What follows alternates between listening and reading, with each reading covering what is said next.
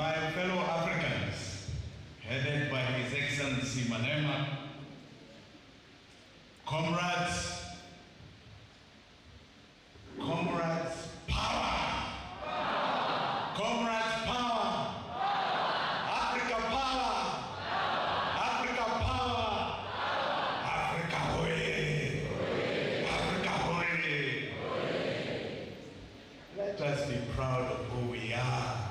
Give yourselves a clap. Mine will be very brief today.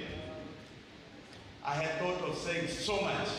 I had thought of writing a speech because this is an amazing forum we are at today, graced by one of our greatest Pan-Africans,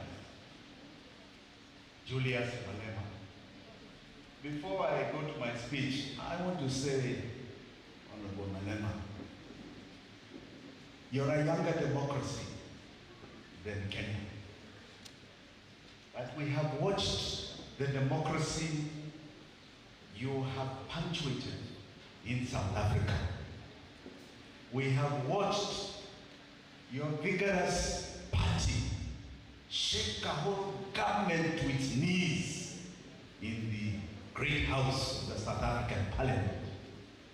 Sometimes when I think backwards, I think when we did the new constitution, we should have had the president coming to Parliament. Don't you agree? I think we would have criticized and put him in a situation like we have seen in South Africa. We appreciate what you've done for party democracy. We wish you the very best in the next election. Give Malema a big clap. Now, Pan-Africanism is an ideology. An ideology, especially you young people, must start embracing if you have not embraced it yet. It is a spirit of brotherhood.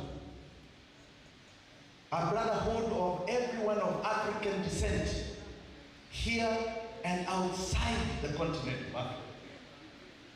And this brotherhood recognizes our diverse culture, traditions, languages, and its strength and richness. It is rich, so rich that the colonialists came over 100 years ago, 1890, to take it away from us. They came here to ensure that they stop fighting in their own lands. In their own lands. And they came for the scramble of this great continent. They came for our resources. But they took the time. They took the time to study us. They took the time to define us. They took the time to create borders between us.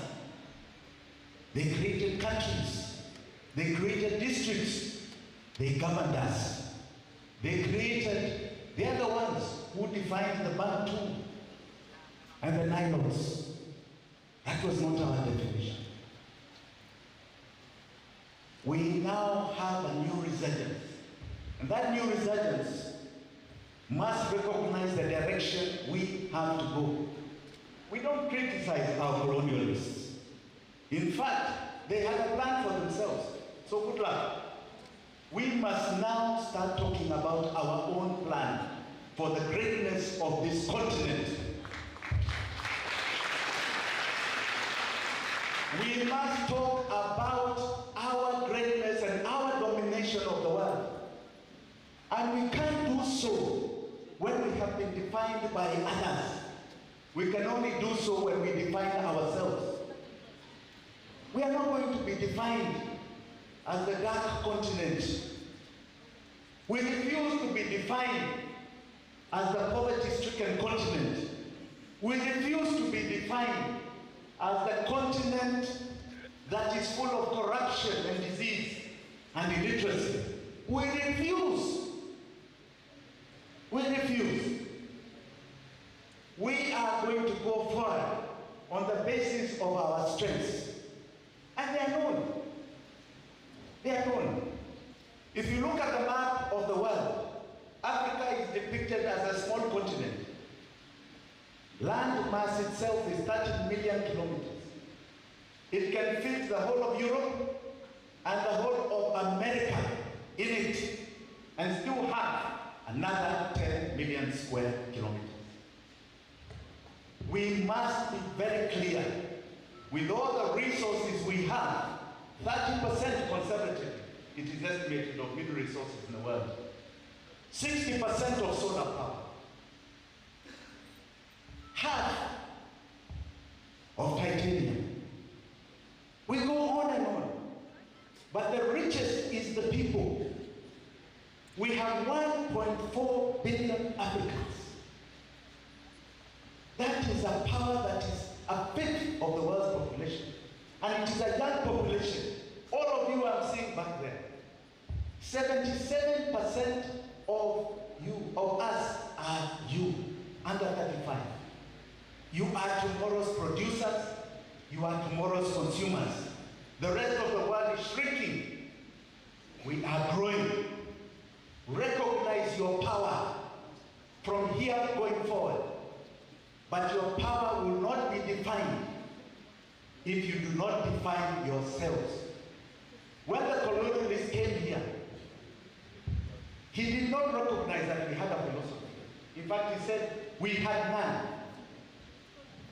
There is even a philosopher, German philosopher, called Maynard, Gustav Maynard, who was a racist philosopher, who said, the African is inferior because he is ugly.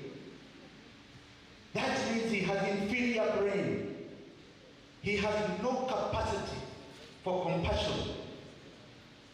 We must get away from those stereotypes. Those are the ones that have brought us to a world that is defined between black and white. Our greatness is going to be clearly defined by us defining ourselves. They came here with the Bible, and they came here with the gun. Internally, they had their collaborators. The collaborators that allowed them to perpetuate their colonialism. That colonialism is still here today. We had our freedom fighters who fought the first fight, which was our independence. And here I would like to recognize that MALEMA, if you did not know, out of the 500 million people of the British Empire that were conquered, only Kenya gave them an armed struggle for independence. Give ourselves a clap. And that armed struggle in Kenya cost a community here 200,000 lives conservatively put, because records were not known. It was genocide. It cost community here a mass detention camps like you saw in the Nazi camps. Entire communities of this country, central Kenya specifically, were put under detention like the Nazi prison camps. The other day we had a king here who colonized. And we appreciate it. We appreciate it. We don't know why he came. Do you know why he came? Because we didn't understand why he came. We were not told why he was here. We didn't know whether he wanted to see where his mother was made king, queen, or something. We don't know. But when he came, he said he regrets and they are sorrowful. But he did not say sorry. He did not say sorry. One discussion they do not want to have is what they got from the colonies. 60% of the UK is built on their colonies. Their GDP is built on the colonies. And the greatest fear they have is the question of reparations.